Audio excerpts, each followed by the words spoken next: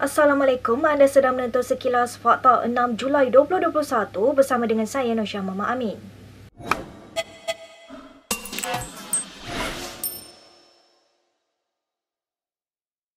Kedudukan Perikatan Nasional sebagai gabungan yang menguasai Putrajaya dan kedudukan ahli Parlimen UMNO dalam kerajaan dijangka diketuai esok. Perkara itu disahkan oleh seorang sumber kepada Malaysia Kini hari ini. Sumber menjelaskan satu mesyuarat akan diadakan pada esok bagi menentukan hala 7 parti yang membolehkan kerajaan PN bertahan sehingga kini.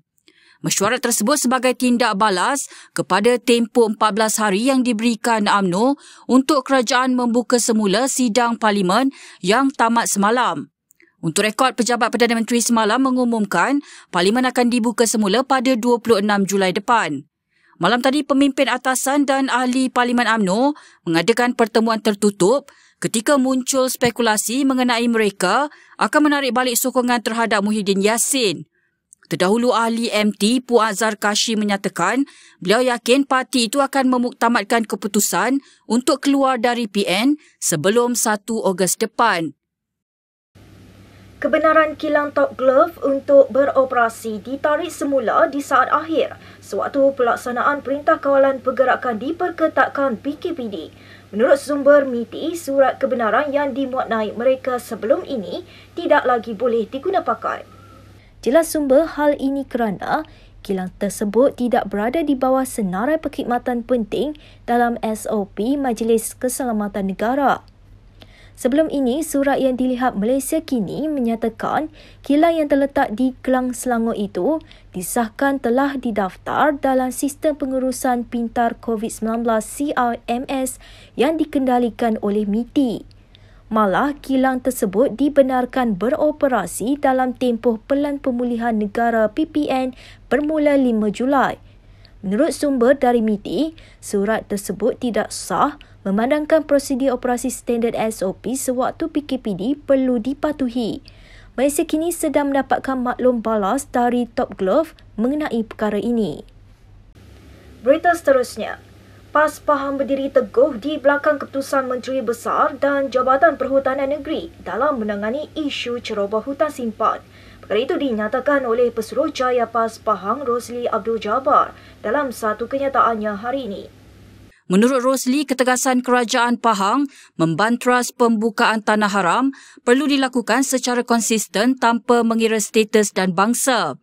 Katanya lagi, tindakan ini secara tidak langsung dapat mengekang aktiviti penerokaan haram tanah di Pahang, terutama melibatkan kawasan hutan simpan kekal pada masa akan datang.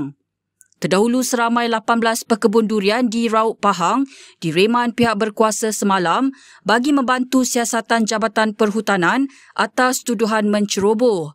Mereka bagaimanapun telah dilepaskan pagi ini dengan jaminan polis. Kemelut terbaru tercetus apabila pekebun cuba mengambil hasil tanaman mereka di tanah berkenaan tetapi dihalang oleh Jabatan Perhutanan dan pihak polis. PDRM menggerakkan pasukan gerakan AM ke Rauk Pahang bagi menjaga ketenteraman awam, kata Ketua Polis Negara Chris Sani Abdullah Sani. Ini susulan berlakunya kekecohan membabitkan pekebun durian dan anggota penguatkuasa di daerah itu semalam. Tentu sekali mereka ada yang tidak puas hati. Tetapi ketidakpuashatian tersebut hendaklah disalurkan dengan cara yang betul. Ya, dengan cara yang betul. Jadi pihak PDRM, saya tegaskan di sini bahawa kita tidak akan bertolak ansur dengan mereka yang cuba mengganggu-gugat kelancaran tugas pihak berkuasa. Selain 18 pekebun durian yang ditahan semalam, Adun Trust Chow Yu Hui turut ditahan kerana menghalang penjawat awam menjalankan tugas sebelum dibebaskan atas jaminan. Polis juga telah membuka 2 kertas siasatan ke atas seorang lagi pemimpin DAP, Ronnie Liu, kerana melakukan kesalahan sama di perkarangan Mahkamah Rauk.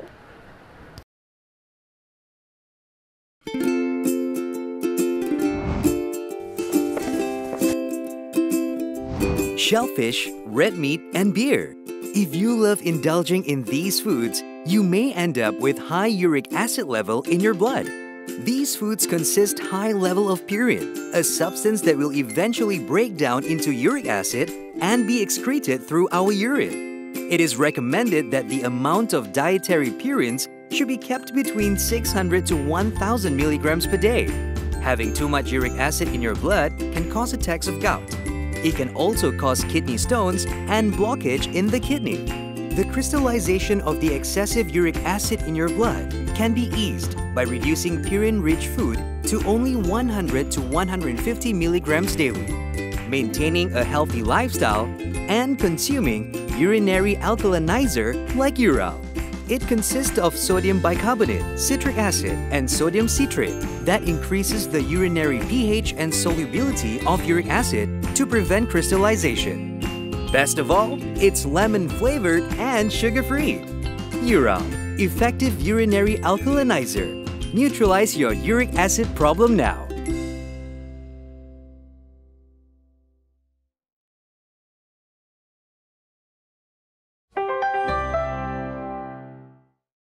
Syed Saddiq Syed Abdul Rahman sekali lagi berkongsi tangkap layar seorang warga maya yang mendakwa telefon pintar yang dibekalkan kerajaan kepada pelajar telah terbakar.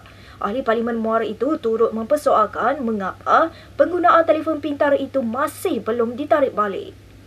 Dalam kejadian yang terbaru, seorang bapa mendakwa telefon pintar itu meletup pada Ahad lalu, hanya selepas 2 bulan digunakan oleh anaknya.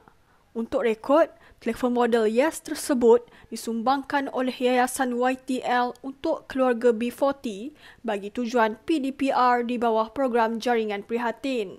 Sebelum ini telah berlaku beberapa kejadian serupa melibatkan telefon model sama.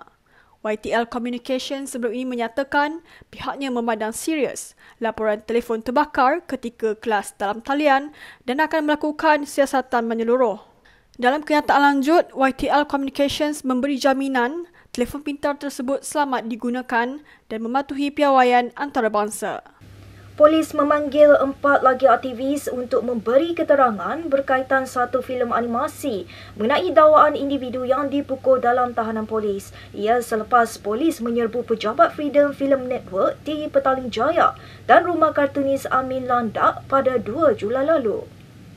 Tengah hari ini, aktivis Suaram D7, Muhammad Ashatri dan Kuah Kia Song serta pengasas bersama Misi Solidariti, Sharon Wah pula disoal siasat di Ibu Pejabat Polis Bukit Aman.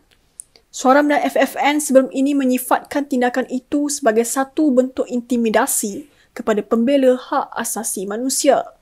Animasi berjudul Chili Powder and Thinner terbitan Suaram itu dikatakan digarap berdasarkan kisah benar seorang remaja berusia 16 tahun yang ditangkap dan dipukul oleh polis bersama 2 individu lain. Baik, berikut beberapa lagi ringkasan berita untuk hari ini.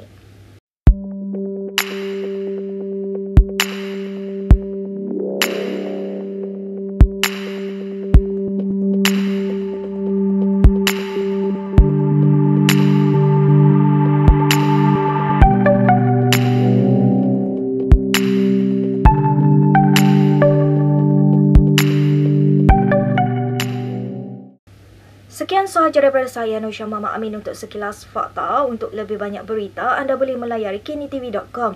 Anda juga boleh mengikuti kami di Instagram, Twitter, YouTube dan Facebook. Salam hormat dan jumpa lagi.